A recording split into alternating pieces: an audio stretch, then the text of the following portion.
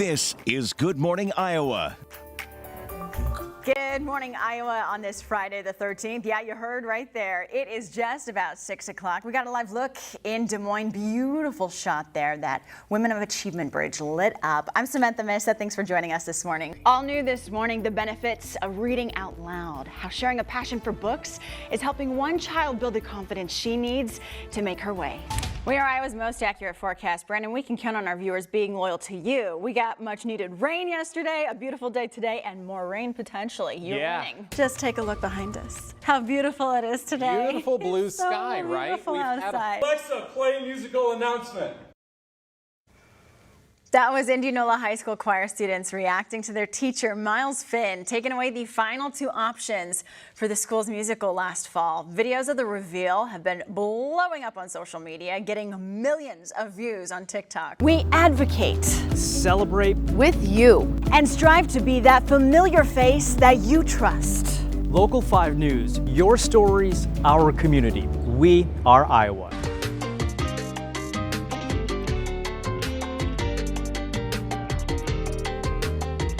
Well, today starts Hispanic Heritage Month in the United States. For many countries in Central and South America, the month signifies independence. I'm Samantha Mesa, proudly Mexican-American, and for Hispanic Heritage Month, I am so excited to share with you our Latin and Hispanic communities, from our art to our love of culture, businesses, love of family, and foods. It's all coming up on Local 5 News. Let's head back out live to the Iowa State Fair, joined by Samantha Mesa. She's going to share a little bit about her family's roots at the Iowa State Fair. Samantha, I had no idea that any of this happened. Oh my gosh, tell us all about it. I know, it's crazy, right? Okay, so rounding out this last day of the Iowa State Fair, I wanted to share some family connection with you. So while this fair is my second fair experiencing all the great things about Iowa, when I moved here last year, Janu, this is crazy. I learned my great-grandparents met here in Iowa, and I've shared with y'all, I come from a mixed family, Mexican, Irish, and French. The Irish and French side. Roy and Lolita Coates, great-grandparents, met here and started part of my family in Oskaloosa, Iowa. This experience here at the fair has further shown me that our communities are diverse and surprising in how we are more connected than we could imagine. Hold both your fingers in the air like this, okay? Just like that, and believe in yourself. I believe, I believe, I believe, I believe, I believe. And we're supporting. You are one of those musicians that is so passionate, it's contagious. We feel it, and we can't help but move and just feel the love that you put into it. And this is a lifestyle for you. I mean, as I always, well, that is good that you said that, because as I always say, I play what I live. It is finally official. The NASCAR Cup Series will be held at the Iowa Speedway in Newton next year. The announcement comes after speculation from racing fans and a report from the sports website, The Athletic. Now, this is the first time Iowa will host the NASCAR Cup Series. We're going to check your traffic right now. I've got great news for you. Take a look at Des Moines, Ankeny, West Des Moines, and Grimes. It is a smooth commute in all directions, so your morning drive should be just fine.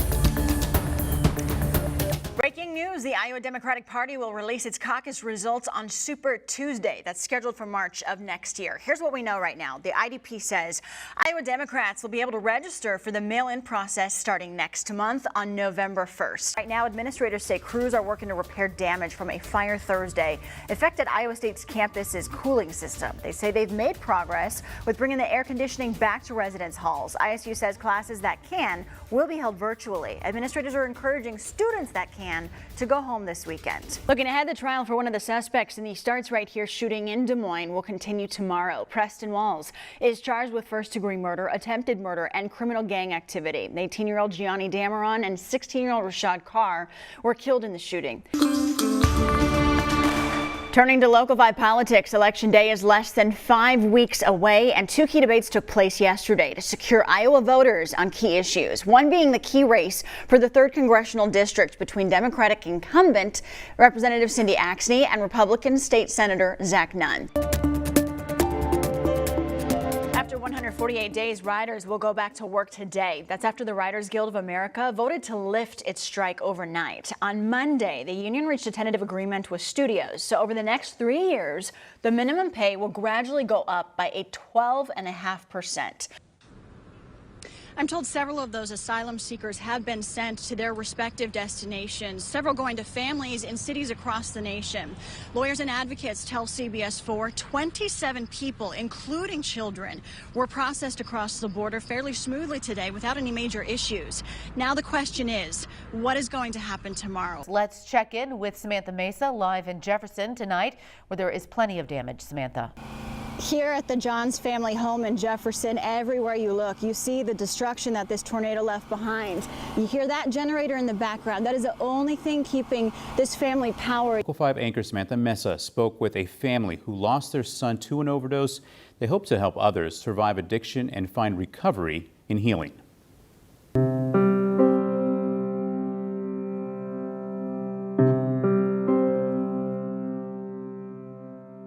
He had a full-time job, had a brand new car, had a girlfriend he was actually going to propose to that summer, and had been with her for almost 3 years at that point.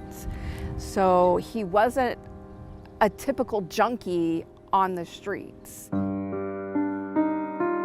Jordan Prophet was 21, on the cusp of creating his own life. He was clean 2.5 years. His parents say they almost lost him when he'd shot up years before. We all rushed up to Methodist Hospital, of course, and when he came to, he just cried, sobbing, "Mom, I'm so sorry. I promise you, I promise I will never do this again." But they did go through it again. One last time. His father found him unconscious in their basement after a fentanyl overdose. His other son, frantic. Came rushing back upstairs, my other son, and said, "Dad, I can't do this anymore, he's down." Immediately rushing downstairs and seeing his lifeless body, and just immediately my protective instincts was get to him. He was face down, and when I turned him over, as sad as this may be, I already knew he was gone. I tried to revive him. He, like I said, there was at one point that I thought he was grasping for air, and I stopped and I leaned down to hear it, and nothing. It was nothing, and kept on going until the paramedics got there. They announced him dead at our home.